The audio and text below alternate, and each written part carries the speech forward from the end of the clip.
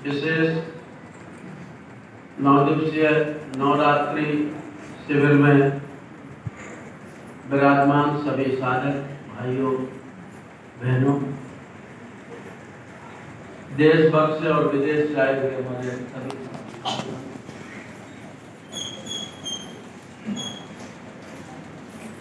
आज दुर्गा अष्टमी है। कल आपके शिविर की पूर्णाहुति है। परसों सब पूरा देश विजयदशमी मनाएगा और हम सब आनंद पूर्वक इस अनुष्ठान में सम्मिलित हुए कल इसको पूर्णता तक पहुंचा रहे हैं। 3 रात्रियां हमारे देश में बड़ी प्रसिद्ध हैं। एक शिवरात्रि है, महाशिवरात्रि, जिस दिन भगवान शिव के साथ में मां अम्बा की आराधना गौरी पूजन के रूप में और शिव जागरण के रूप में की जाती है। हम गौरी जी पूजन करेंगे तो हमारे अंदर शिवत्व का जागरण होगा। दूसरी रात्रि बड़ी प्रसिद्ध है, काल रात्रि, जिसको हम दीपावली की रात्रि कहते हैं। महालक्ष्मी की पूजा होती है और लक्ष्मी माता काल देश अवसर के अनुसार लोगों पर अनुदान बरसाती है। शिवरात्रि फाल्गुन मास की चतुर्दशी और काल रात्रि कार्तिक मास के अमावस्या की रात्रि। और 2 रात्रियां सुप्रसिद्ध हैं दुनिया में। वैसे तो 4 नवरात्रि होती हैं, 2 गुप्त, 2 उजागर। गुप्त नवरात्रि में सन्यासी साधक तांत्रिक लोग अपने हिसाब से पूजा पाठ करते हैं, मंत्रों का जागरण करते हैं। लेकिन गृहस्थों के लिए चैत्र मास की शुक्ल पक्ष की नवरात्रि, जो नए वर्ष से प्रतिपदा से प्रारंभ होती है और रामनवमी के दिन जिसकी पूर्णता होती है, इस नवरात्रि में हम देवी की पूजा सरस्वती के रूप में करते हैं। और ये आश्विन मास की शुक्ल पक्ष की नवरात्रि, इसमें दुर्गा की पूजा होती है। स्वयं भगवान श्री राम ने दुर्गा की आराधना करके रावण पर विजय प्राप्त की थी। ये नवरात्रियां हमारे जीवन का जागरण करें, इसलिए आपने बड़े सुंदर रूप में गायत्री का अनुष्ठान संपन्न किया है। और आज आप जाते जाते सावधान, युग बदल रहा है के नारा लेकर के जा रहे हैं। वैसे तो मेरे प्रिय विषय कई हैं, ना होने के कारण उन विषयों को और दूसरे भाइयों ने आप तक पहुंचाया, लेकिन आज मैं इस नए विषय को बोलने की कोशिश करूंगा। हारा थका हूँ, कल रात्रि में ही जयपुर की श्रीमद् भागवत कथा संपन्न करके रात दिन ही आया हूँ और कल फिर 108 की अतिथि के लिए सुबह लखनऊ रवाना होना है। तो भाइयों का आग्रह था कि बहुत उत्साह है कि आप आने का मौका मिल गया तो थोड़ी सी बात करते हैं, क्योंकि बंधुओं सावधान, योग बदलना है। महाकाल की प्राण प्रत्यावर्तन योजना चल रही है और अब हमको सावधान हो जाना कि युग बदल रहा है। युग किसे कहते हैं? युग का मतलब ये नहीं है कि कलयुग, द्वापर युग, त्रेता युग या सतयुग। युग का मतलब है युग में चल रही प्रवृत्तियां। जैसे कभी हमारे यहाँ वैदिक युग रहा, वेदों का बोलबाला था। कभी हमारे यहाँ रामकालीन युग रहा, भगवान राम की उपासना सबने की। कभी हमारे यहाँ महाभारत युग रहा, कभी कृष्ण युग रहा। जिस युग में जैसी प्रवृत्तियां उठ खड़ी होती हैं, उस युग को उसी युग के नाम से, उस समय को उसी युग के नाम से पुकारा जाता है। कभी बुद्धकालीन युग आया, कभी मुगलकालीन युग आया, कभी हमारे यहाँ स्वतंत्रता का युग आया, कभी कवियों के समय में संतों का युग आया, कबीर युग, तुलसी युग, सूर्य युग, सुमित्रा नंदन पंत युग, जयशंकर प्रसाद युग, कभी निराला युग आया। युग का मतलब युग में चल रही विशेष प्रवृत्तियां। इस समय प्रज्ञा युग चल रहा है।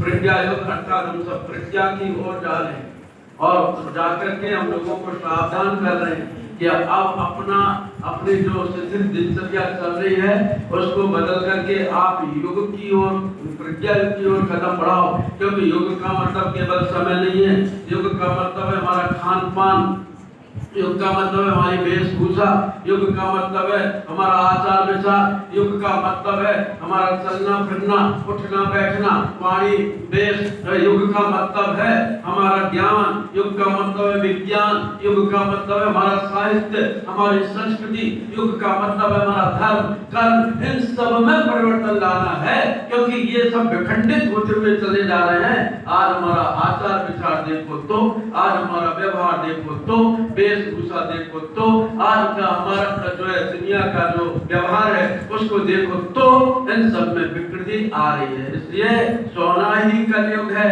आंखें मन चुकना ही प्रधान हो, उठ पड़ना ही त्रेता युग है, चल पड़ना सत्य पहचानो, सोए की किस्मत भी सोई, जगे हुए का भाग्य जगा है, बैठे की किस्मत भी बैठी, गजमय का सौभाग्य बड़ा है। इसलिए हम अपनी गति को महाकाल के पद तापों के अनुसार बढ़ाने का प्रयत्न करें और जो कुछ गुरुदेव चाहते हैं उस परिवर्तन के भागीदार बने। इसका मतलब है सतयुग की वापसी।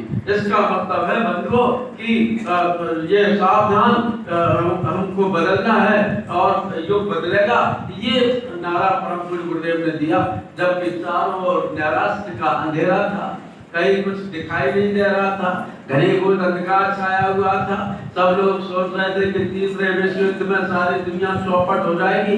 लोग सोच रहे थे कि वैज्ञानिकों को क्या हो गया है, जिन वैज्ञानिकों को समुद्र के खारे पानी को मीठा बनाना चाहिए था वो वैज्ञानिक आज सारी दुनिया को बारूद के ढेर पर खड़ा कर रहे हैं। जिनको सोचना चाहिए था कि कैसे हमारे आचार विचार ठीक हो, वो ऐसे ऐसे प्रधान ऐसे ऐसा खान पान बना करके लोगों को विकृति की ओर ले जा रहे हैं।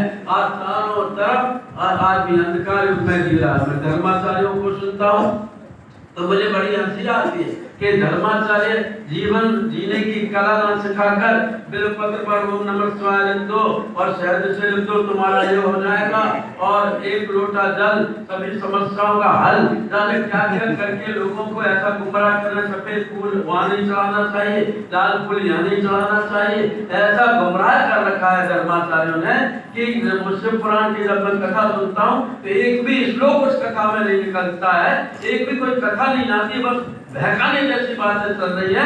अब युग बदलने वाला है, अब इस बहकाने से काम चलने वाला नहीं है। हम आगे बढ़े, हम धार्मिक बने, हम भगवान के भक्त बने, हम प्रकांड पंडित बने, ये बात जरूरी है।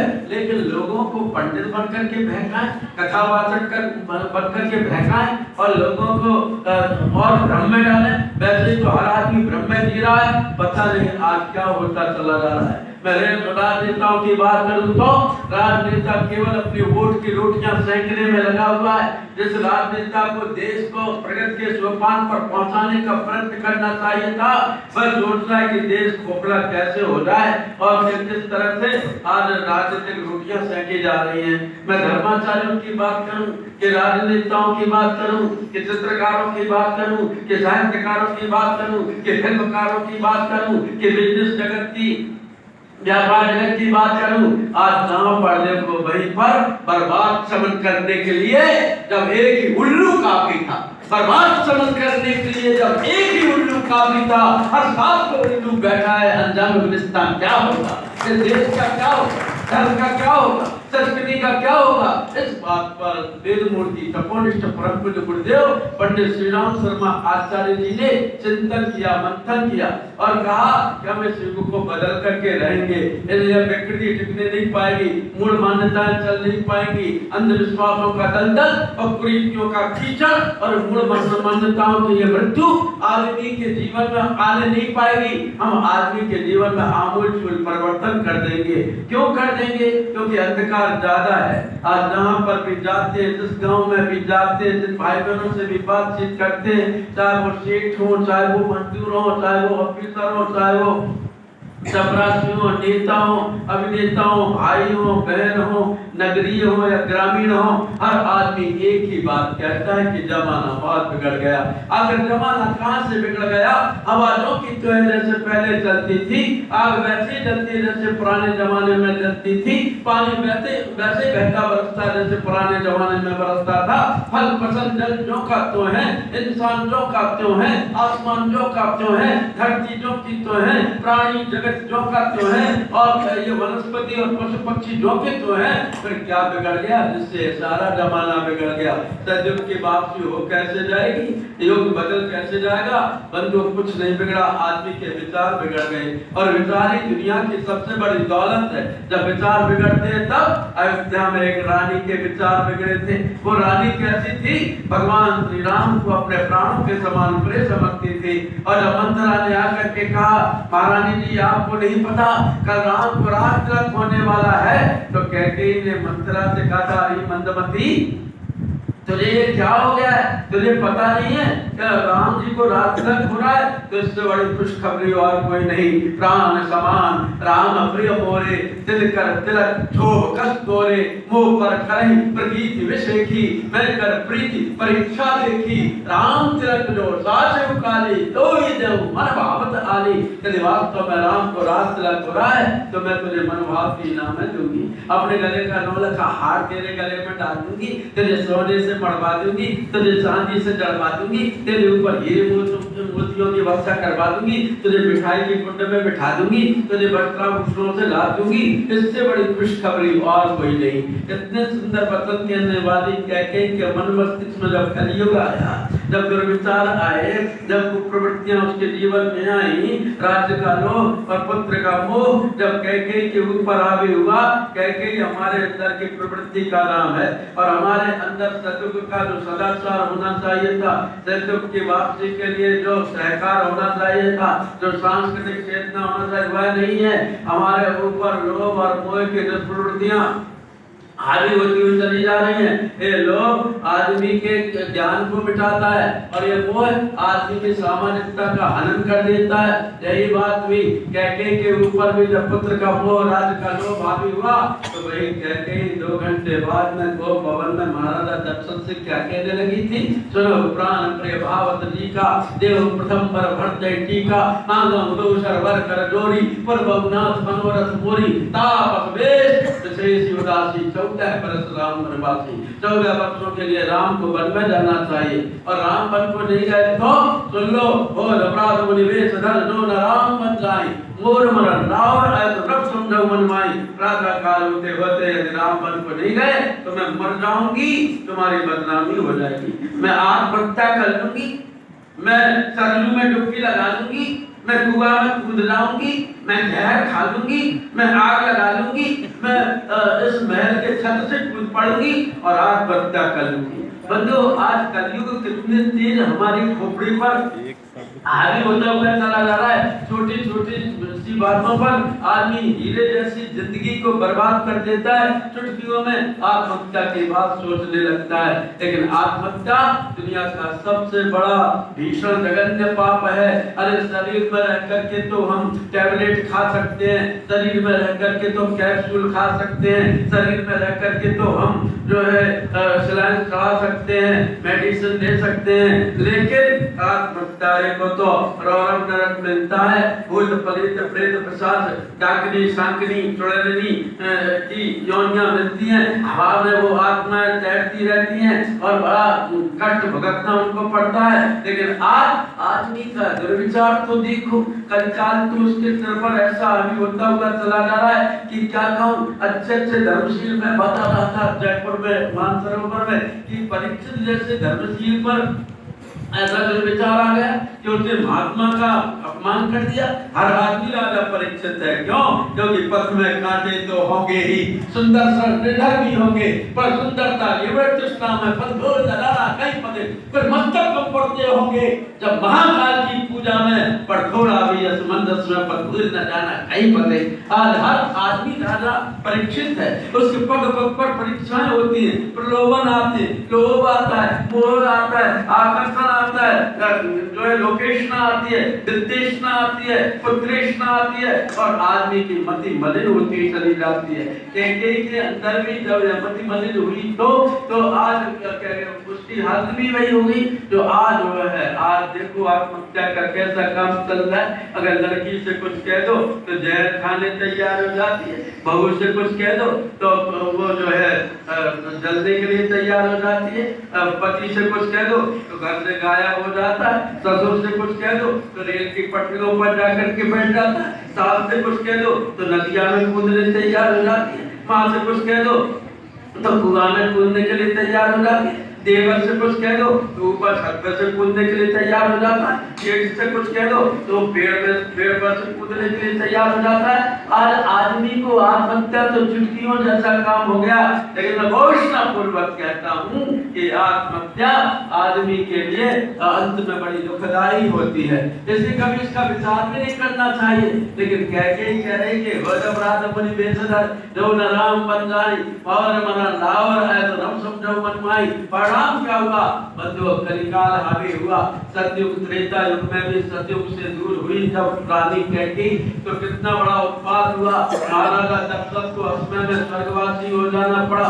3 महारानियों सहित 600 रानियों को अयोध्या में वैलव्य का दुख उठाना पड़ा।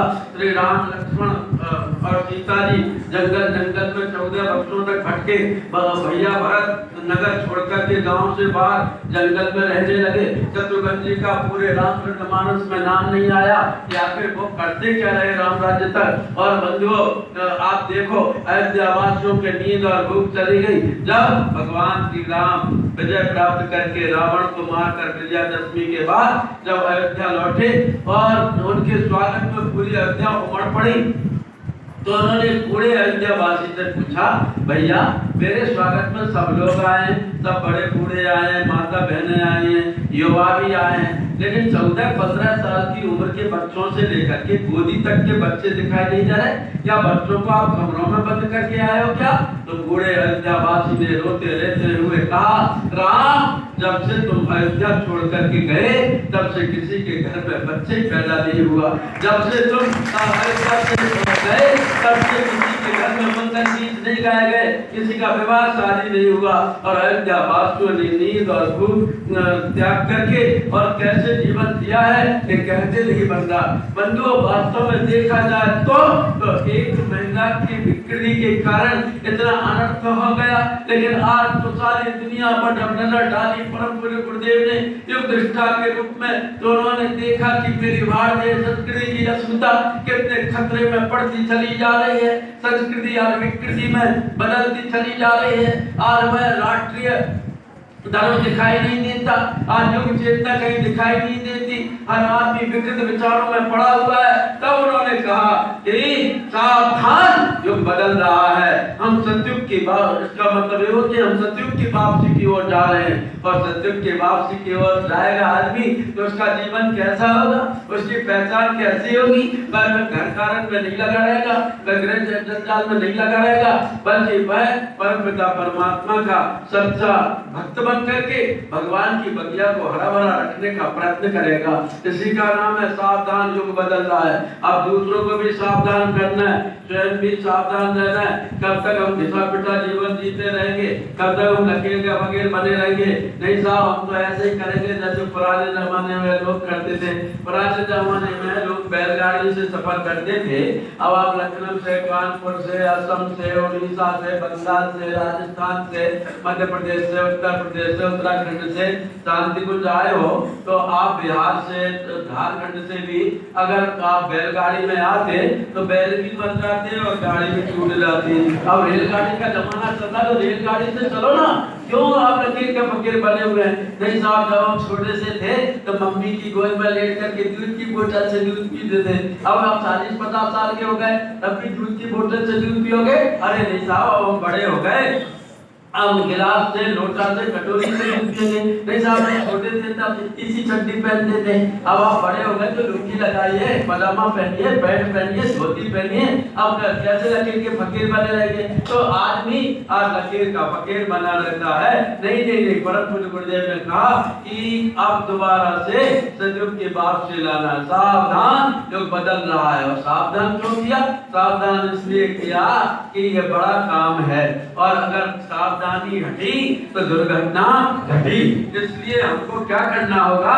हमको सावधान होना होगा। कोई विकार हमसे ना चिपक जाए, कोई प्रलोभन हमसे ना चिपक जाए, कहीं किसी प्रकार की बीमारी कोई हमसे ना चिपक जाए। अभी मेरा हार्ट का ऑपरेशन हुआ, लोगों का तो चिपक गए, नहीं महाकाल की सत्ता काम करेगी, उन्होंने काम किया और मैंने फिर दोबारा से अपना रूटीन शुरू कर दिया। तो कहने का मतलब यह है कि कैसे चिपकेगी, चिपकेगी तब देखा जाएगा। कहने का मतलब यह है कि बंधुओं, अब हमको सतयुग की वापसी की ओर कदम बढ़ाना है। हमने बहुत दिनों एक गीता पिता जीवन दे दिया। सतयुग में क्या होता था? सतयुग में आदमी सुखी संबंधित जीवन जीता था, सहकारिता का जीवन जीता था, धर्मशील जीवन जीता था, कर्मशील जीवन जीता था। आज हमको दोबारा से परम पूज्य गुरुदेव की आशाओं, अपेक्षाओं को पूर्ण करना है। परम पूज्य गुरुदेव ने हमको, आपको आगाह करते हुए बड़ी आशा भरी नजरों से देखा है कि अब सावधान हो जाओ, युग बदल रहा है। क्यों देखा? क्योंकि परम पूज्य गुरुदेव ने कहा है कि अब मुझे आपसे कुछ आशाएं, अपेक्षाएं हैं। आसान बंधते लोकान, ये सारी दुनिया आशाओं के धागे से बंधी है। हर आदमी को किसी न किसी से कुछ न कुछ उम्मीद बनी रहती है। कोई किसान खेत में बीज फेंकता है तो उसे उम्मीद बनी रहती है ये बीज निरंतर नहीं जाएंगे, कुछ दिनों बाद में कई गुना फसल काट करके अपने घर में रखूंगा। कोई व्यापारी गांठ की पूंजी लगाता है तो उसे उम्मीद बनी रहती है ये पूंजी निरंतर नहीं जाएगी, बल्कि कुछ दिनों बाद मैं और बढ़कर के मोटा ताजा सेठ बनूंगा। कोई माँ बाप अपने बच्चों को पढ़ाते लिखाते हैं तो उन्हें उम्मीद बनी रहती है कि ये बच्चे बड़े होकर के हमारा सहारा बनेंगे।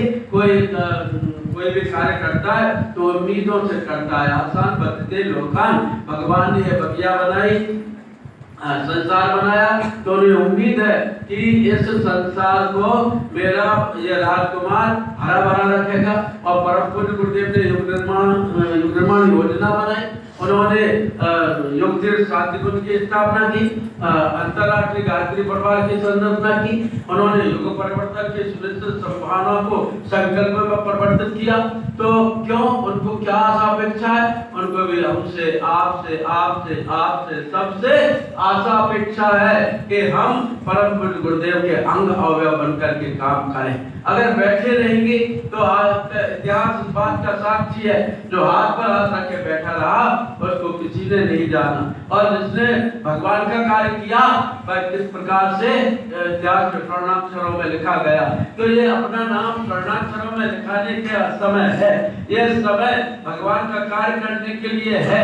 ये समय है कि भगवान का कार्य करने शर्त पूरी कर लेंगे। तो मैं बता रहा था कि मान तो हो तो वही रथ खान बसो गोकुल गांव के द्वार, जो पशु हो तो कहा बस मेरो सरल नंद की धैर्य मदारन, पान हो तो वही गिर को धैर्य कर छत्र पुरंदर धारण, जो खग हो तो बसेरो करो में निकाले दी फूल कदम की डारन। जिसने भी साथ पक्षी हो, पत्थर हो, पहाड़ हो, पेड़ पौधे हो, गऊ हो, बछड़ा हो, ग्वाल हो, गोपिकाएं हो, या जो उस समय के रीछ बंदर भालू हो, जिन्होंने इस समय को पहचान लिया, समय को पहचान कर सावधान होकर युग की ओर अपने कदम बढ़ा दिए, बंधुओं इतिहास के स्वर्णाक्षरों में लिखा गया।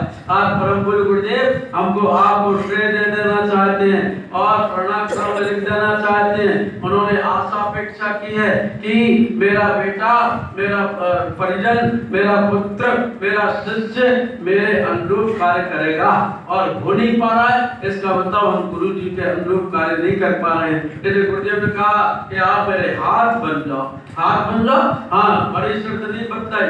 सतयुग लाने के लिए तो लोगों ने कैसे कैसे कुर्बानी दी है। मैं आप में से अगर किसी से कहूँ कि जरा ये 6 फुट का गड्ढा आप लांग दीजिए तो छलांग लगा करके, तो सोचना पड़ेगा 6 फुट का गड्ढा छलांग लगा करके लांगूंगा और कहीं पैर चूक गया तो मेरे तो हड्डी पटरी टूट जाएगी, पैर फ्रैक्चर हो जाएगा, तो सोचना पड़ेगा। लेकिन उस समय जब सामने मौका आया, सामने ये प्रश्न चिन्ह उठा कि जो ना गए सत जो जग सागर करे सो राम काज मति आगर। जो सोयोजन समुद्र को लांघने की क्षमता रखता हो वही भगवान का कार्य कर सकेगा। तो बंधुओं, आपको मालूम है कि जब प्रश्न चिन्ह लगा तो जामवंत ने देखा एक आदमी बैठा हुआ है, उसके चेहरे पर तो चमक है लेकिन वो अभी युग की पुकार को अनसुनी कर रहा है, वो सावधान नहीं हो पा रहा है, वह कलयुग में ही पड़ा हुआ है, सतयुग की ओर नहीं बढ़ रहा है। तो जामवंत जी ने उसी को झकझोरा, कहे रीछ पति सुन हनुमान। हनुमान जी ने कानों में उंगली दे दी, मुझे नहीं सुनना है, कोई बड़ा कार्य बता दोगे, कहा तुम साध रहे हो बलवाना। कहे जामवंत जी मैं बलवान नहीं हूँ, क्यों मुझे बार बार छेड़ रहे हो। कहा नहीं, पवन तले बल पवन समाना, बल विवेक विज्ञान जाना, तुम्हारे अंदर तो इतनी शक्ति है, बल विवेक ज्ञान के भंडार हो। नहीं नहीं, मैं ऐसा कुछ नहीं हूँ। कबल सुकार कठिन जगमाई, जो नहीं होई तात तुम पाई। जामवंत जी ऐसा कौन सा काम काज है जो तुम ना कर सकते हो। जामवंत जी ने कहा, हनुमान जी अपने शब्द वापस लो, मेरा जन्म काम काज के लिए नहीं हुआ है, मैं कोई काम काज नहीं कर सकता। बस जामवंत जी ने हनुमान जी को बोल करा दिया, हनुमान यही तो मैं कह रहा हूँ कि तेरा जन्म काम काज के लिए नहीं हुआ तो राम काज लगी तब अवतारा। राम काज लगी तब अवतारा, सुनते हो भय पर्वताकारा, वो पर्वताकार हो गए। फिर तो कितना अदब उत्साह आया, उन्होंने कहा सावधान, जो बदल रहा नहीं बल्कि ज्ञान यज्ञ की ज्योत जगाने हम घर घर में जाएंगे, नया समाज बनाएंगे, नया जमाना लाएंगे। और हनुमान जी ने एकदम उठ खड़े हुए, बताओ जामवंत पूछो मैं तो ही कुछ सिखावन दी जाओ मोई, क्या करूं, सहसा राम नहीं मानी, आनंद में आकर कोई तो खाड़ी, बताओ क्या करूं। इस साल लंका को उठा करके समुद्र में डुबो दूं, रावण को मार डालूं, राक्षसों की मरम्मत करूं, अशोक वाटिका को उजाड़ दूं, कि लंका में आग लगा दूं, कि समुद्र को पी जाऊं। बस बस बस हनुमान, अब तुमने जीवन उद्देश्य को समझ लिया, महाकाल की पुकार को तुमने समझ लिया, अब तुम जो चाहोगे वो कर लोगे। और बंधुओं, जितने भी कठिन से कठिन कार्य है, दुर्लभ कार्य जगत के देते, सुगम अनुग्रह तुमरे देते। और किस उत्साह के साथ जय हनुमान ज्ञान गुण सागर, जय कबीर देव लोक उजागर, महावीर विक्रम बजरंगी, कुमति निवार सुमति के संगी। और सतयुग की ओर बढ़ गए, कुमति कलयुग है, सुमति सतयुग है, सुमति की ओर बढ़ गए। परिणाम क्या हुआ, बड़े बड़े धुरंधरों ने कहा कि हनुमान जी चेला नहीं, हनुमान जी तो गुरु है। तो हनुमान जी क्या करना कि जय जय जय हनुमान गोसाई, करो कृपा गुरुदेव की नाई। आज का यह महाकाल गुरुदेव भी हमको आपको हनुमान बना देना चाहते हैं, उनसे ज्यादा उन्होंने हम लोगों को बना करके रखा है। तो कहने का तात्पर्य है कि बंधुओं, हनुमान जी ने अपने जीवन को जाना और राम पंचायत में उन्होंने स्थान पा लिया। आज हमको सत्य की ओर बढ़ना है तो हनुमान बनना पड़ेगा। इतनी बड़ी शर्त पूरी की, और कितनी बड़ी शर्त बताई थी, इतनी बड़ी शर्त बताई थी कि यदि मैं आप में से किसी भाई बहन से कहूँ कि जरा ये जो 10 किलो का पत्थर 7 घंटे के लिए लेकर के खड़े हो जाओ, तो सोचना पड़ेगा यार 10 किलो का पत्थर और 7 घंटे के लिए खड़े होना है, कहीं हाथ से छूट गया और पैर टूट गया तो क्या होगा। तो आदमी बहुत कम तैयार होंगे। लेकिन जब प्रश्न उठा कि इंद्रप्रस्थ को डुबा देना चाहता है और ये पूरे पर्यावरण को नष्ट कर देना चाहता है और हमारी भूमि की संपदा को, फसलों को पूरा बहा देना चाहता है, क्या करें, कोई है जो मेरा साथ दे सके। उस समय भी युग की पुकार को अनसुनी नहीं किया। गोपाल आ गए, आदेश कीजिए क्या है, कहा आपको गोवर्धन पहाड़ उठाना है। तो कितनी देर का पता नहीं, 7 मिनट भी हो सकते हैं, 7 घंटे भी हो सकते हैं, 7 दिन भी हो सकते हैं। तो साथ दोगे, और गोपाल साथ देने के लिए तैयार हो गए। किसी ने लकड़ी लगा दी, किसी ने सिर लगा दिया, किसी ने कंधा लगा दिया, किसी ने हाथ लगा दिया। और 1-2 दिन नहीं, 7 दिन तक भगवान श्री कृष्ण ने भी उंगली लगा दी और बंधुओं गोवर्धन पहाड़ उठ गया। आगे परम गुरुदेव चाहते हैं कि युग के समुद्र को लांघना है और युग के गोवर्धन पहाड़ को उठाना है। कोई गोपाल है जो सिर लगा सके, मतलब बुद्धि लगा सके, जो कंधा लगा सके अर्थात जिम्मेदारी का निर्वाह कर सके, जो हाथ लगा सके अर्थात हाथ बढ़ करके आगे बढ़ सके, जो लाठी लगा दे अर्थात अंशदान कर दे, समय दान कर दे, ऐसा कोई है? आज भी परम पूज्य गुरुदेव ने युग के गोवर्धन पहाड़ को बढ़ाने का जब जंगल में ले आए और जंगल के साथ में उनके भागीदार बनने के प्रयास करें तो अपने आप हमको शक्ति मिलती हुई चली जाएगी। और बच्चों और कौन सी शर्त पूरी की है? इतनी बड़ी शर्त पूरी की है तब उसके महात्मा बुद्ध के चीवरधारी परिवार जब जाने लगे सतयुग की वापसी की ओर तो उन्होंने कहा, गौतम बुद्ध ने कहा क्या हुआ? आपने आपसे दीक्षा ले ली तो आप क्या करोगे? धर्म का प्रचार करेंगे। तो गौतम बुद्ध को हंसी आ गई, धर्म का प्रचार कोई बच्चों का खेल है? आज जैसा थोड़ी है धर्म का प्रचार। आज तो हम हवाई जहाज में जाते हैं, हवाई जहाज से जाते हैं, अभी कल चल रहा है तो अपनी गाड़ी में बैठ के घर के दरवाजे के सामने से जाएंगे, वो कार्यक्रम स्थल पर होता जाएंगे। तो आजकल तो बहुत बढ़िया है, अगर कोई नौकरी ना मिले तो किसी साधु महात्मा के चेला बन जाओ तो सिर्फ कढ़ाई में और 5 उंगली 10 उंगली घी मिलेगी, वो मजे रहता है। हमारे यहाँ कहा जाता है कि बाबा बनना तो स्वामी नारायण के बनना, खूब लाड़ू हलवा मिलता है। और नौकरी करना तो सरकारी नौकरी करना, बड़े छोटे हराम खोरी और काम चोरी रहती। तो कहा जाता तो पहले बड़ा सरल था, सरल नहीं था, आजकल बड़ा सरल है। क्या मंच बदले, क्या चकाचक चेले चेलियां नाच करते हैं। धर्माचार्यों ने ना तो पुरुषार्थ सिखाया, ना उनने प्रबलता सिखाई, ना सबलता सिखाई, ना चरित्र सिखाया, ना जीवन सिखाया, और हर राजा राधे और बोल डालना शुरू कर देते हैं। पंडाल में नाच गाने शुरू हो जाते हैं। अब तो एक कथा और चल गई है कथाओं के बीच में कि बीच में विराम देके चलो गरम गरम आलू बंडा फट गया, चलो छाव से भर गया, फिर नाम कर लो, पर आए ये और होने लगा। तो बंधु पहले आज का धर्म प्रचार बड़ा अच्छा है, बड़ा बढ़िया है, लेकिन पहले तो ना रेल थी, ट्रेन नहीं थी, बस नहीं थे, हवाई जहाज नहीं थे, कार गाड़ियां नहीं थी, थाने नहीं थे, पुलिस नहीं थी, बिजली नहीं थी, बड़ी बड़ी नदियां तैर करके पार करना पड़ता था।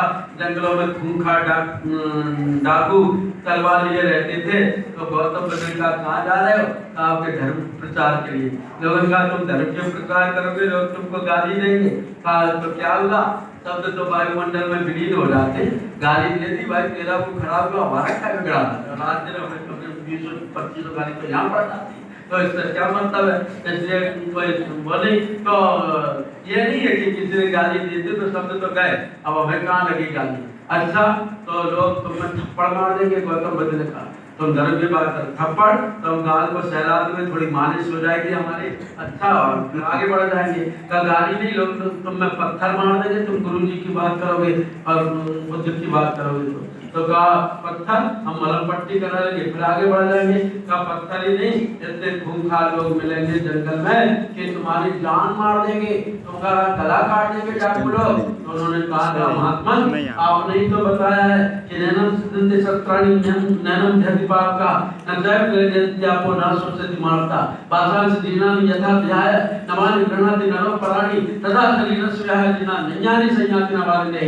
आपने तो बताया कि आत्मा कभी मरती नहीं है, हम बार बार जन्म लेंगे, बार बार धरती पर आएंगे और भगवान से प्रार्थना करेंगे, हे भगवान हमको दोबारा से वेद मूर्ति तपन पंडित श्री रामचंद्र महाराज जी का दोबारा से समाज का छत्र बनाना, दोबारा से हमको युग परिवर्तन की पावन बेला में भागीदार बनाना। हम कहेंगे दोबारा से बुद्ध धर्म में आए। तब गौतम बुद्ध ने टिकट दिया जाओ। और मैंने स्वयं आंखों से देखा ये सीमावर्ती बाली या इंडोनेशिया या मलेशिया या भूटान या इसकी बात नहीं करता, मुझे गुरुदेव के आज्ञा से और श्रद्धेय डॉक्टर साहब के आज्ञा से 14-15 देशों में जाने का मौका मिला। और जब मैं ऑस्ट्रेलिया के बाद न्यूजीलैंड गया तो न्यूजीलैंड के ऑकलैंड में इतना बड़ा बुद्ध विहार बना है बंधुओं कि 7 किलोमीटर, 7 किलोमीटर तो कहीं कुछ नहीं है, 7 किलोमीटर के एरिया में फैला हुआ है। 2 बार तो रुक करके बीच में रेस्टोरेंट पर चाय पीना पड़ी, तब घूम फिर पाए, चल पाए। तो कहने का मतलब यह है कि बुद्ध धर्म उस समय जब साधन नहीं थे, बिजली नहीं थी, पैसा नहीं था, लाइट नहीं थी, मशीन नहीं थी पत्थर उठाने का। आप देखते आइए न्यूजीलैंड में, आप देखिए चीन में, आप देखिए जापान में, आप देखिए श्रीलंका में, आप देखिए कितने बड़े बड़े बौद्ध विहार बने हैं। उतने बड़े बौद्ध विहार भारत में नहीं बने। जितने मैंने इंग्लैंड में देखा, मुझे फ्रांस जाने का मौका मिला, डेनमार्क में देखा, बुद्ध धर्म कहाँ तक फैल गया। कहने का मतलब यह है बंधुओं कि उन्होंने क्यों किया? क्योंकि उन्होंने शर्त पूरी करने को अपने आप को समर्पित कर दिया था। आज हम शर्त पूरी नहीं कर रहे। मुझे कहने में बड़ा क्षोभ होता है, दुख भी होता है, लेकिन कहना जरूरी है क्योंकि वह प्रार्थना जागरण पुरोहित हम बड़े ढील हाँकते कि बहुत बड़ा गायत्री परिवार फैल गया और बहुत आदमी है और साहब क्या कहना, बड़ी भारी भीड़ आई है कि मैं और बड़ी भारी भीड़ आई कथा में और बड़ी भारी भीड़ आई है यहाँ अनुष्ठान में। क्या भीड़ आई है? क्या हम फैल गए? कहाँ फैल गए? आपकी गली में घर, आपके जहाँ रहते हो उस गली में कितने गायत्री परिवार के लोग हैं? आपके मोहल्ले में कितने लोग हैं? अगर आपका 10 लाख का शहर है, आबादी का तो क्या 10,000 आदमी है? 10,000 आदमी कहाँ निकल गए? 1,000 आदमी कार्यक्रमों में आके खड़ा हो जाता, 2-4-10 आदमी शक्तिपीठ पे बैठे रहते, वही ढक के 3 बार कहाँ फैले? हमने अपने भाई को जोड़ा, बहन को जोड़ा क्या गायत्री परिवार से? हमने अपने साड़ू को जोड़ा, फूफा को जोड़ा, मौसा को जोड़ा, जीजा को जोड़ा, रिश्तेदार को जोड़ा। बच्चे तक तो पूछते हैं, हाँ कहीं गए हैं जीजा कराने, पीले कपड़े पहन के हमारे मम्मी पापा। बच्चे तो जानते नहीं करके कि जीजा किसको कहते हैं। बच्चा मुझे बहुत प्यारा लग रहा है, खड़े हो जाओ, वाह ऐसे बच्चे बदल मुंह करो, इसके लिए ताली बजाओ। देखो माँ बाप के पास में आया, क्या नाम है? यश समाधिया, बैठो, वेरी गुड। तो कहने का मतलब यह है कि छोटे छोटे बच्चे नहीं जानते कि हमारे मम्मी पापा करते क्या है, आज दिन के तुम्हें क्या होता है, अखंड ज्योति क्या है, युष्मान योजना क्या है, कैसे बदलेगा युग, कैसे हम युग परिवर्तन की बात करेंगे, सावधान युग बदलना कैसे करेंगे?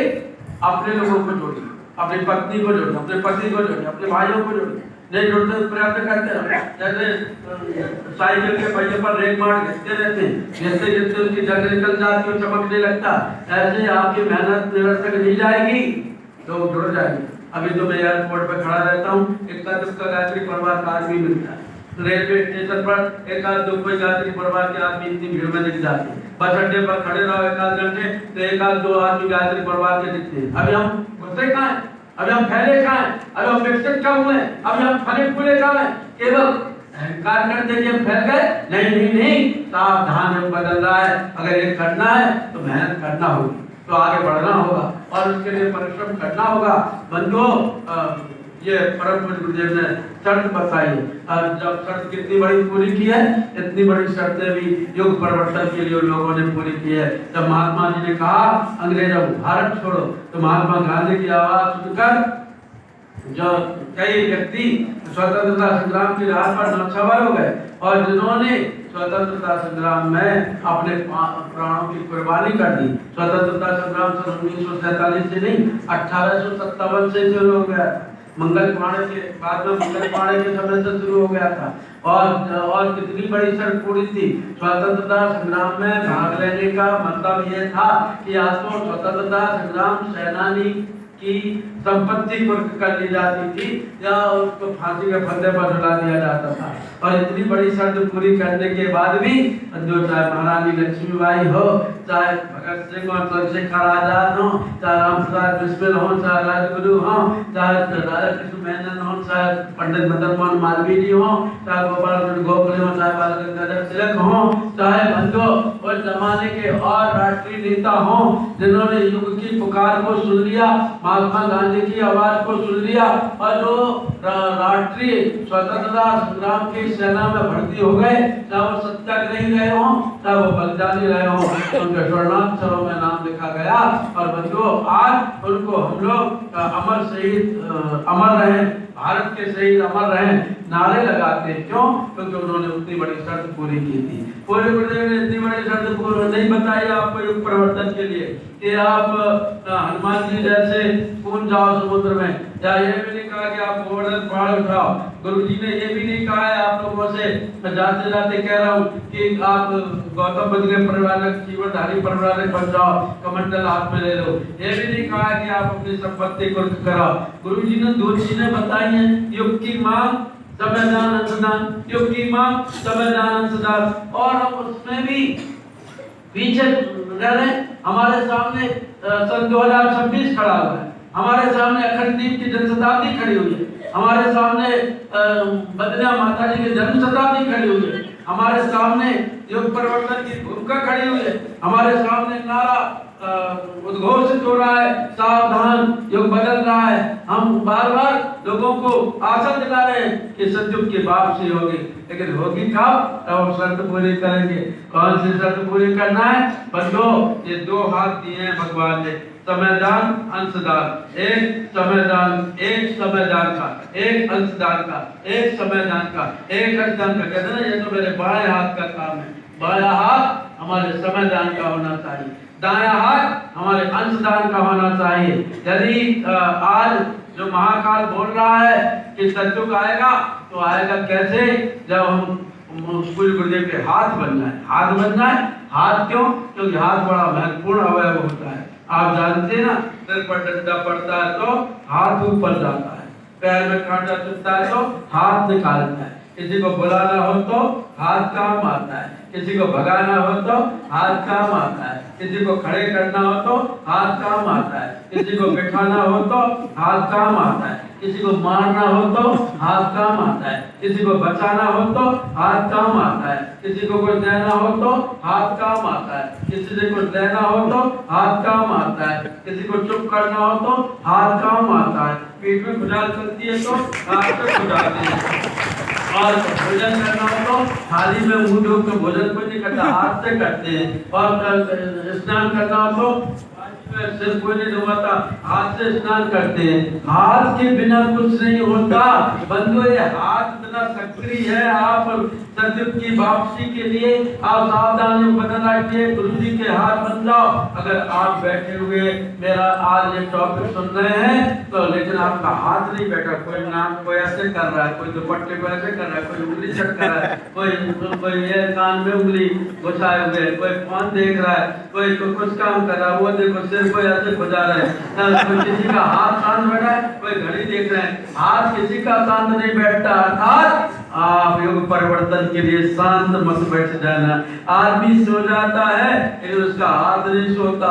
यदि आदमी की नींद लगी है और गाल पर आकर के मच्छर बैठ जाए तो नींद में भी हाथ गाल पर जाता है और मच्छर तोड़ जाता है, लेकिन थप्पड़ गाल में लग जाती है। क्यों? क्योंकि हम सक्रिय हैं। आप सक्रिय हो जाए, आप हाथ बन जाए गुरुदेव के, थाम लो भारत माँ के लाल, क्रांति की जलती लाल मसाल।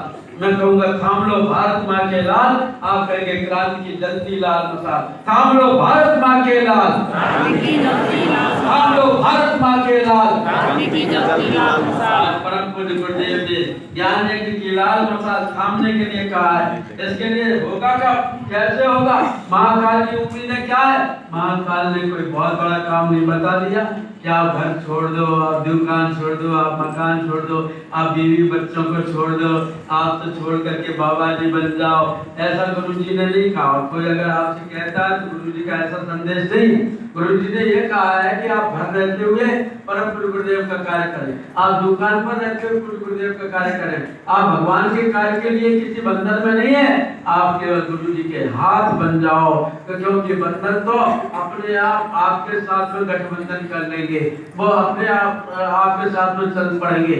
इसलिए आप गुरु जी के हाथ बन जाओ, समयदान करो। समयदान का मतलब जब भी महाकाल के कार्य के लिए के बाद से समय को पहचान लेता है, वो कितना बड़ा प्रखर महान तेजस्वी बन जाता है। अरे युग धर्म को किसने पहचाना, महाकाल की चेतना को सतयुग के वापसी की ओर किसने बढ़ाया पैर? अरे उस वापसी का ध्यान मुझे आ जाता है जब भगवान श्री कृष्ण से मिलने के लिए अर्जुन आए और वो द्वारकापुरी में आकर के देखा कि भगवान कृष्ण तो नहीं है, लेकिन उनकी प्यारी मुरली सिंहासन पर बैठी हुई है। बांसुरी को अर्जुन ने अपने हाथों में उठा लिया, बड़े प्यार से देखते हुए बोले, प्यारी बांसुरी तू एक बात तो बता, तूने ऐसा कौन सा जप किया है, तूने ऐसा कौन सा तप किया है, ऐसा तूने कौन सा नवरात्रि अनुष्ठान किया है, तूने कौन से पीले कपड़े पहने हैं, तूने ऐसा कौन सा भगवान को भोग लगाया है, तूने ऐसा कौन सा मुंडन कराया है, तूने ऐसे कौन सी दाढ़ी मूंछें बढ़ाई है, तूने ऐसा कौन सा अखंड रामायण का पाठ किया है, तूने ऐसा कौन सा अखंड कीर्तन किया है जो भगवान को तू सदा इतनी प्रिय है।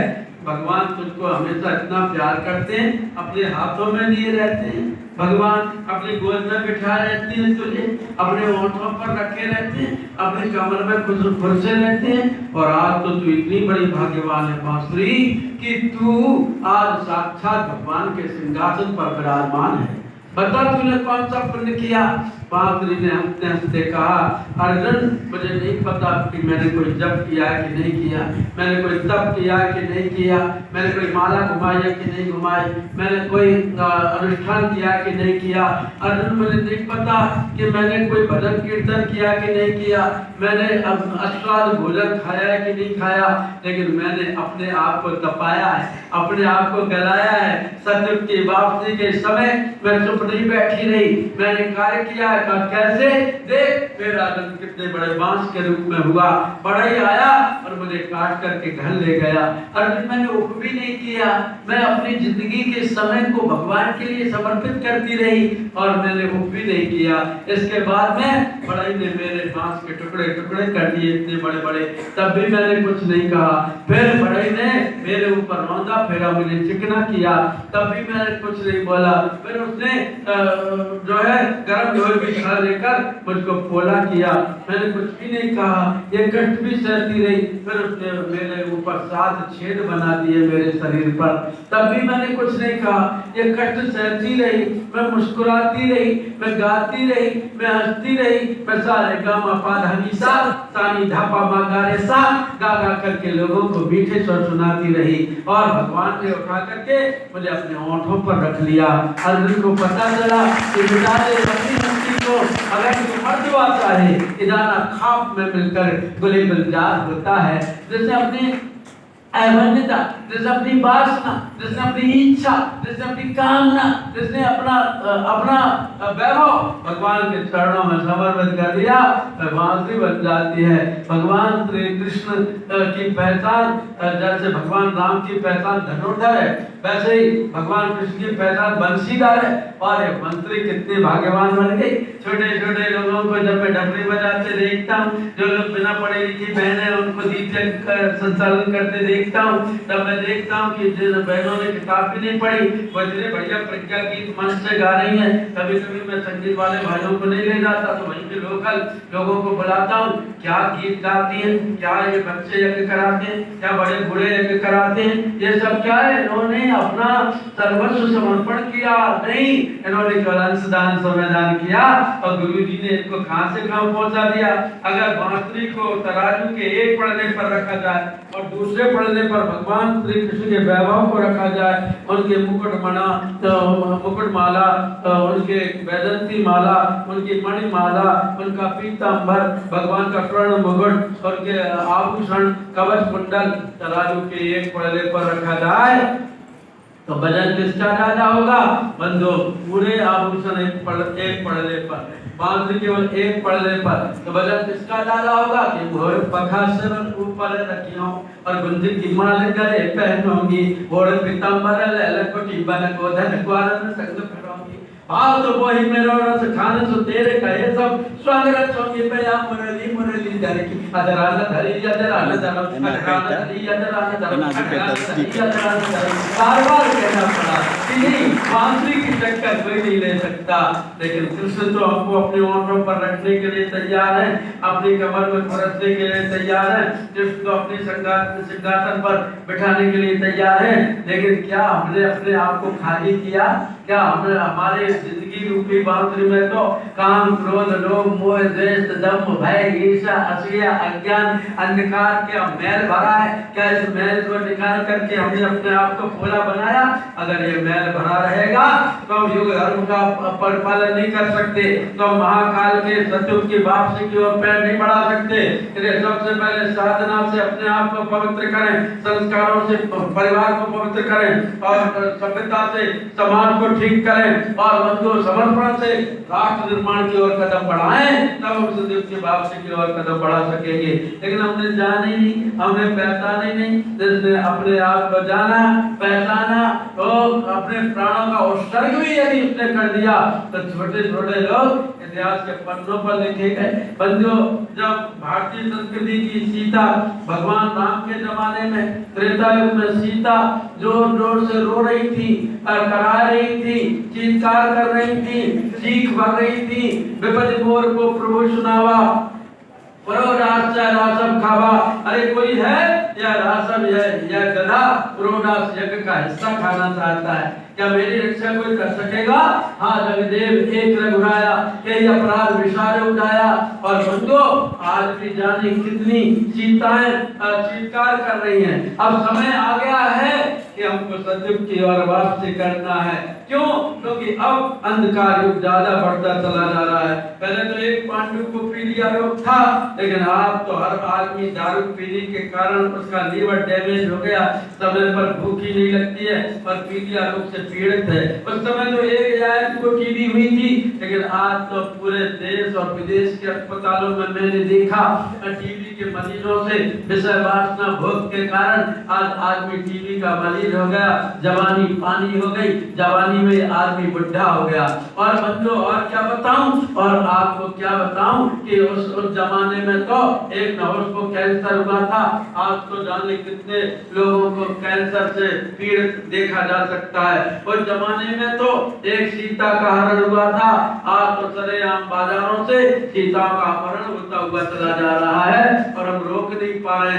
आए दिन हर शहर में 10-10 20-20 घटनाएं घटती जाती हैं। कोई प्रेमी अपनी प्रेमिका पर तेजाब छिड़क जाता है, कोई एक तरफा प्यार में ही बावला हो जाता है और इस प्रकार से आज सीताओं का अपहरण हो रहा है। उस समय तो एक द्रौपदी का सिर खिंचा था, लेकिन बंधुओं, आज तो कॉलेज के कैंपसों से जाने कितनी द्रौपदियों के दुपट्टे खिंचाया करते हैं। उस समय तो एक दूध पीता बच्चा राम के दरबार में मरा था, आज तो दवा न मिलने के कारण, कुपोषण के कारण जाने कितने दूध पीते बच्चे अपनी माँ की गोदी सूनी कर जाते हैं। उस समय तो एक अभिमन्यु को काटा गया था, आज तो दिल्ली से लेकर के बड़े छोटे गांव शहरों में जाने कितने युवकों की हत्या कर दी जाती है, गोली मार दी जाती है, चाकू और तलवार मार दी जाती है, जाने कितने अभिमन्युओं की हत्या हो रही है। उस समय तो बंधुओं, मैं क्या बताऊं, वो एक जमाना था जब गौ की पूजा की जाती थी, आज तो कुत्ते को डंडक के गद्दे पर बिठाया जाता है। पहले गौ का दूध भी बहता था, आज गौ का खून बह रहा है। पहले लिखा रहता था आते जाते को राम राम, आजकल घर के बाहर लिखा रहता है कुत्तों से सावधान। मतलब आज क्या हो गया? पहले लिखा रहता था आइए दुबे परिवार आपका स्वागत करता है, ये लिखा रहता था विवाह शादियों में। आजकल लिखा रहता साफ संभल करके आना, घर में कुत्ते रहते हैं और कोई भी रहता है केवल कुत्ते ही रहते हैं। आज आदमी कहाँ चला गया? बंधुओं, एक जमाने में धर्मशाला बनती थी, आज मधुशाला बन रही है। पहले मंदिर बनते थे, आज मॉल बन रहे हैं। पहले देवालय बनते थे, आज होटल बन रहे हैं। पहले शिवालय बनते थे, आज मदरालय बन रहे हैं। चारों तरफ कलयुग के घेरे में मानवता फंसी हुई है। ऐसे समय में संस्कृति की सीता चीत्कार कर रही है, रो रही है, कोई है मुझे बचाने वाला। उस समय भी सीता रोई। बंधु, सतयुग में भी, त्रेता युग में सीता रोई, द्वापर में द्रौपदी रोई। सीता भरे जंगल में रोई, द्रौपदी भरी सभा में रोई, सीता जी राम जी के जमाने में रोई और द्रौपदी कृष्ण के जमाने में रोई। और आज भी नारियां कितनी रो रही हैं। आज शराबी पति के कारण, निष्ठुर सास ससुर के कारण, जेठ के अत्याचार के कारण, देवर के व्यवहार के कारण, नंदों के फंद के कारण आज कितनी महिलाएं, आज कितनी सास भगवान से दुखी, जाने कितनी भाभियां नंदों से दुखी हैं। आज चारों तरफ कितनी नारियां आंसू बहा रही हैं, कैसी कैसी विपत्तियों पर आ जाती है। कितना सहना पड़ता है माता बहनों को। कितना सहना पड़ता है भाइयों को। ये सहकर के ही तपे हैं, ये सहकर के ही बने हैं। रात दिन किन का क्या नहीं सहना पड़ता। आज भी नारी रो रही है, आज भी नारी विलाप कर रही है, उस समय भी नारी विलाप कर रही थी। आज संस्कृति की सीता 10 प्रवृत्ति रूपी रावण के चंगुल में फंसे हुए हैं। परसों के दिन हम रावण जलाते, कितने रावण जलाते, कितना कागज, कितना बांस, कितनी लकड़ी, कितने फल पटाखे, करोड़ों रुपए के एक शहर में, एक गांव में खर्च कर दिए जाते हैं, लेकिन रावण जलते ही नहीं है, रावण तो मरते ही नहीं है, रावण तो और बढ़ता चला जा रहा है। जलाने से कुछ नहीं होगा, रावण को हटाने से होगा। जला दोगे वो फिरता अलग रक्त बीज है, तो इसको हटाना होगा। बंधु अभी मैं कह रहा था भागवत में बहुत पानी बरस रहा था उधर, मैंने कहा इस बार का रावण जलने से नहीं मरेगा, पानी में डूबने से मरेगा। इतना पानी बरसता है हर जगह, यहाँ पर शांति है, लेकिन आप देखो यूपी में, देखो एमपी में, देखो उड़ीसा में कितना पानी बरसता है। तो रावण अब पानी में डूबने से मरेगा। इतनी वर्षा अभी भी चल रही है। कहने का भाव यह है कि उस समय सीता जोर जोर से रो रही थी, जहाँ रो रही थी। सीता के सामने बटवृक्ष था, द्रौपदी के सामने सोने का सिंहासन था, द्रौपदी सीता के सामने बटवृक्ष पर घोंसला था, और द्रौपदी के सामने सोने के सिंहासन पर मखमली गद्दा था। द्रौपदी के सामने भीष्म पितामह बैठे थे, सीता के सामने इनके पितामह, पक्षियों के पितामह गिरिराज जटायु बैठे थे। भीष्म पितामह के सफेद कपड़े थे, गिरिराज जटायु के काले पंख थे। भीष्म पितामह की लंबी दाढ़ी थी और जटायु की लंबी चोंच थी। दोनों के सामने एक सी घटना हुई। दोनों बूढ़े, दोनों परवश, दोनों ही धर्म संकट में फंसे थे। अब क्या होगा, अब कैसे युग बदलेगा, अब कैसे सतयुग की तरफ जाएंगे, अब कैसे ये युग धर्म का पालन करेंगे, बस यही सोच रहे थे दोनों। उसी समय घटना घटी। द्रौपदी के सामने दुर्योधन अट्टहास करने लगा। दुशासन को कहा जाओ द्रौपदी का चीर हरण करो। आज भी हमारे भारत माता का चीर हरण हो रहा है।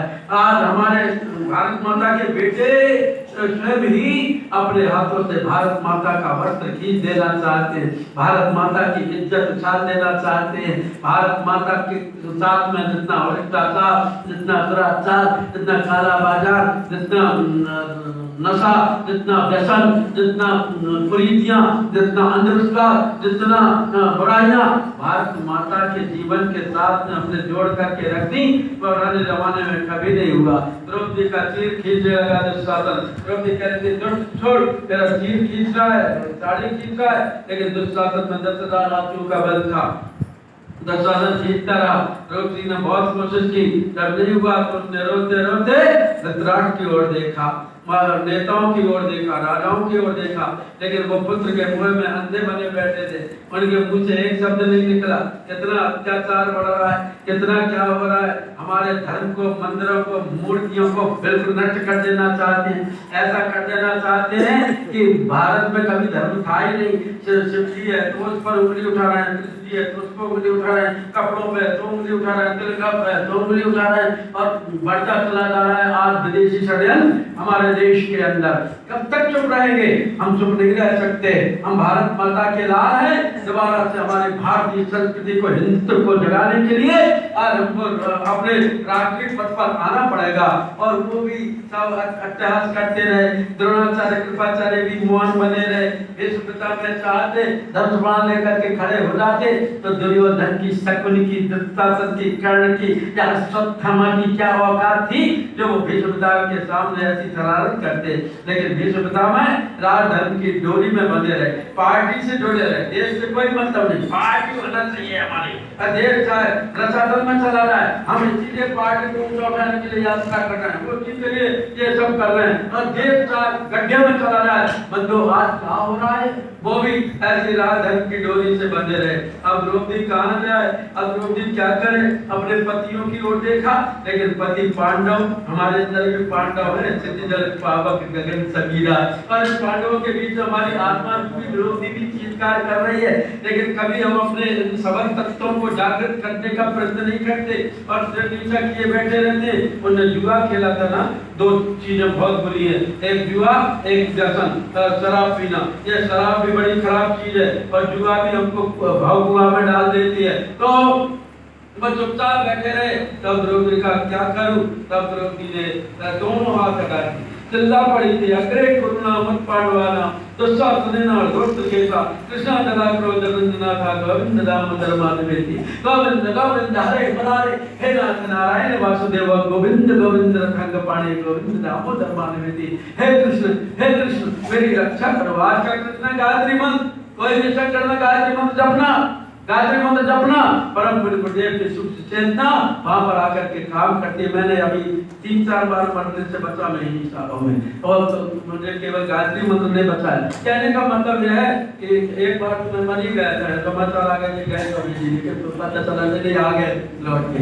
तो कहने का मतलब ये गायत्री मंत्र रूपी कृष्ण हमारे आत्मा रूपी द्रौपदी की रक्षा करता है। तो गायत्री मंत्र जपना। तो उसने कहा ये कौन है? द्रौपदी पर संकट आया, हेलो उन्होंने टेलीपैथी का टेलीफोन यूज किया भगवान कृष्ण ने।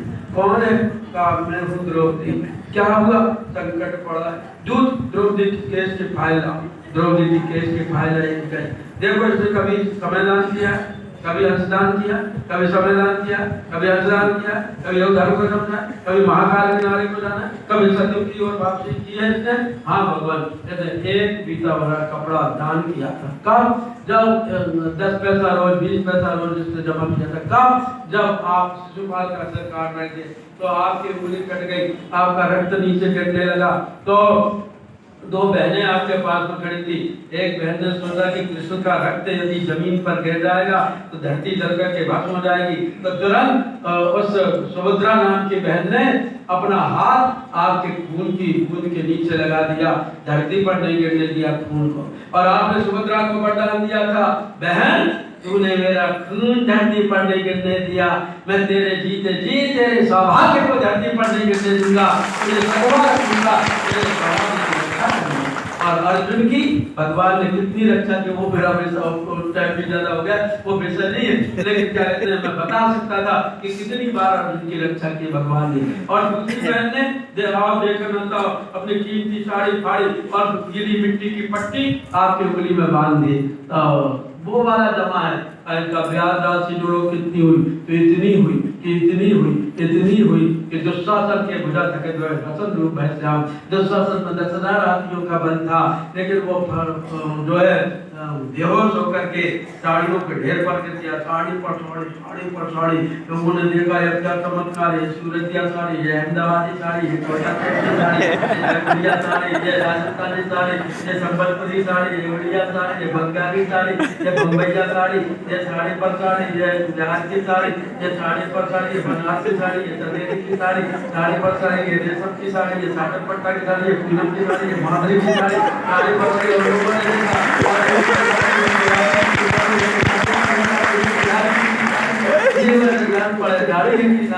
क्या हुआ था? उसने महाकाल के नारे को अपने जीवन में से जाने नहीं दिया, और परिणाम क्या हुआ? वह द्रौपदी जो घोर काल में पड़ गई थी, वह संदीप के वापसी की ओर आ गए। भगवान ने वक्रावतार के रूप में अवतार ग्रहण किया और द्रौपदी की लज्जा बचाई। वहां तो सब लोग बैठे रहे, इसको सीता रो रही थी और सीता जोर से चिल्ला करके कह रही थी, हा रघुदेव एक रघुराया के अपराध विशाल उदाया, हा लक्ष्मण तुम्हारा नहीं दोषा, सो फल पायो कीनो रोसा, विपत्ति मोर को प्रभु सुनावा, परोडास रासव खावा। मेरी विपत्ति कौन सुनाएगा भगवान को जाकर? तब एक आदमी ने युग की पुकार को सुना। हम तो इस कान से सुनकर के इस कान से निकाल देते हैं। हम तो थोड़े बहुत जब पत्र आता है, अखंड ज्योति में कुछ आता है, पढ़ करके थोड़ा बहुत करते हैं और फिर भूल जाते हैं अखंड ज्योति को, हिंदुमान योजना को, प्रज्ञा ज्ञान को, ज्ञान रथ को, दीप यज्ञ को, हम तो सब कुछ भूल जाते हैं। लेकिन बंधुओं, जिसने याद रखा उसको भगवान कोई ना कोई हल निकाल देता है। सीता जोर जोर से रो रही थी और तो उसकी पुकार को किसने सुना? गीत राज सुन आरत बानी, रंग पर तिलक नारी पहचानी, सीता पुत्र करण जस प्रासा, कन्याम जात धान कर नासा, रे रे दुष्ट ठाड़ किन होई, निर्वचन नहीं जाने से वही, आवत देख कटात समाना, तब 10 कंठ की नंदमाना। अरे ये कौन है जो मुझे त्रिलोकमणि रावण को ललकार रहा है? बड़े बड़े लोगों से हमको टकराना पड़ेगा, बड़े बड़े लोगों से होड़ लगानी पड़ेगी, बड़े बड़े लोगों के सामने जाना पड़ेगा, 10 बार वो हमको लौटा भी देंगे, लेकिन हम तो उनको अखंड ज्योति का सदस्य बना करके ही मानेंगे, हम उनसे संविधान अनुदान देकर के ही मानेंगे। जब यह परिकल्पना संकल्प को बदलेगी तब हम गिद्धराज बन सकेंगे। गिद्धराज ने देखा, अरे ये तो रावण है, अरे ये तो सीता है, तो रघुकुल तिलक नारी पहचानी। और सीता को गिद्धराज ने केवल एक बार देखा था, जब राजा दशरथ का निमंत्रण पत्र प्राप्त करके गिद्धराज राम जी की बारात में गए थे, तब दुल्हन के रूप में सीता को देखा था, और एक बार देखने के बाद ही पहचान लिया। और ये तो रघुकुल तिलक नारी पहचानी, ये तो राजा दशरथ की पुत्र बधू है, अर्थात मेरी पुत्र बधू है। और दार था, रे रे रे रे रे अभी हम दार, रे रे दुष्ट, रे रे शराबी, रे रे कबाबी, रे रे गुंडे, रे रे बदमाश। हमारे अंदर से गिद्ध कभी नहीं बोलते, लेकिन वो बोला रे रे, ये कौन है तो रे रे जरा जटाई हुए, ये तो बूढ़ा जटाई है, अभी अनुभव का तीरथ छाड़ दिया। क्यों? ये मेरी भुजाओं की तीर्थ में अभी ये मोक्ष का प्राप्त करे। क्यों कहा? क्योंकि रावण ने एक बार शिव पार्वती को सहित हिमालय पहाड़ को उठा दिया था, उसकी भुजाएं तीर्थ बन गई। फिर उसने गंदा काम किया, वरांगनाओं देवांगनाओं को लाया, उसके हाथ फिर अपवित्र हो गए। लेकिन अभी अभी उसने योग माया को, जगत जननी को, दुर्गा देवी को, लक्ष्मी को, काली को अभी अभी स्पर्श किया था, तो उसके हाथ दोबारा से तीर्थ बन गए। इसलिए उसने कहा कि मम कर तीर्थ। और दूसरी बात, ये सीता रावण की पुत्री है, पुत्री है। हाँ, जब मंदोदरी को कन्या हुई तो आकाशवाणी में, रे रावण, तू तेरे यहाँ तो कन्या हुई है, वो तेरे वंश का समूल नाश कर देगी। तो रावण पढ़ा लिखा विद्वान का कन्या का तो मैं वध करूंगा ही, लेकिन राक्षसों तुम कन्या को ऐसी जगह ले जाके रखो कि कोई इसको ले जो है इसकी छाया भी नहीं देख सके। और कहाँ श्रीलंका और कहाँ नेपाल सीतामढ़ी जनकपुर, और नेपाल में उसको, नेपाल में सीता के कलश को गाड़ करके आए, और देवयोग से भई सीता को स्वयं रावण लेकर के आ गया। इसीलिए लिखा है कि सुनत बचन रावण के सेना, लेकिन चरण बंद मन मोहि सुख माना। हे महामाया, तू मेरे मोक्ष के लिए दोबारा मेरे पास आ गई, मैंने तुझे लंका से वापस भेजा था, और वो ध्यान आ गया रावण को। और हुआ क्या? और यही हुआ कि बंधुओं, गिद्ध ने चोंच मार मार करके रावण को घायल कर दिया। लेकिन गिद्ध, तुम्हारे पास रथ नहीं था, तुम्हारे पास सेना नहीं थी, तुम्हारे पास हाथी घोड़े नहीं थे, तुम्हारे पास बैंक बैलेंस नहीं था, तुम्हारे पास कार कोठी नहीं थी, तुम्हारे पास हेलीकॉप्टर नहीं था, तुम्हारे पास रिवॉल्वर नहीं था, तुम्हारे पास हथियार नहीं था। और रावण ने अपने चंद्रहास तलवार से तुम्हारे पंखों को काट दिए। लेकिन कितना बड़ा सौभाग्य तुमको मिला, आहा, तुमको इतना बड़ा सौभाग्य मिला कि तुम धूल धूल होकर के गिर पड़े इस पर। 2 मिनट और ले, तो आप इस पर गिर पड़े धरती पर, लेकिन तुमको कितना बड़ा सौभाग्य मिला। स्वयं भक्तवत्सल भगवान मर्यादा पुरुषोत्तम श्री राम ने तुमको अपने पैर कमलों से उठाया, अपनी गोद में लिटाया, अपने जटाओं से तुम्हारी मलम पट्टी की। और जो सुख भगवान ने अपने बाप को नहीं दिया, भगवान श्री राम अपने पिता के अंतिम दर्शन नहीं कर सके, जो भगवान श्री राम अपने पिता की अर्थी में कंधा नहीं दे सके, जो भगवान श्री राम अपने पिता की चिता में अग्नि संस्कार नहीं कर सके, जो भगवान श्री राम अपने पिता की तेरे नहीं कर सके, जो भगवान श्री राम अपने पिता का साथ तर्पण नहीं कर सके, उन भगवान श्री राम ने तब अपने कर कमलों में उठाया था, अपनी गोद में उठाया था, अपने हाथों से चंदन की चिता बना करके और तुम्हारा अग्नि संस्कार कर दिया था।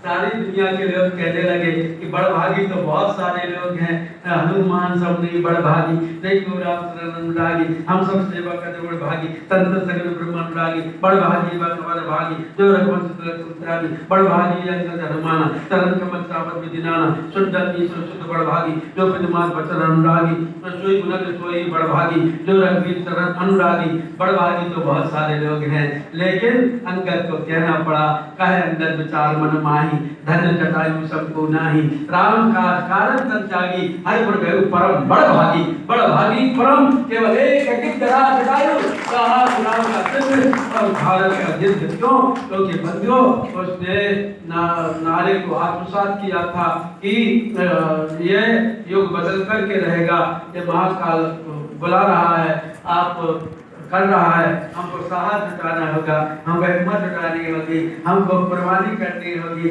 हमको त्याग करना होगा, हमको गुरु जी के बताए हुए 18 सत्संकल्पों पर चलना होगा, गुरु जी के बताए हुए युग साहित्य को पढ़ना होगा, गुरु जी के बताए हुए दीप यज्ञों को कराना होगा, गायत्री यज्ञों को कराना होगा, तो निश्चित रूप से कली काल में भी सत्युग की वापसी हो जाएगी। सब नर करे परस्पर प्रीति, चले धर्मदान शुद्ध नीति, सब उदार सब परोपकारी, धर्मशील सुंदर नर नारी। और त्रेता भाई कृतयुग की करनी, त्रेता कृतयुग की करनी, सतयुग की करनी हो जाएगी।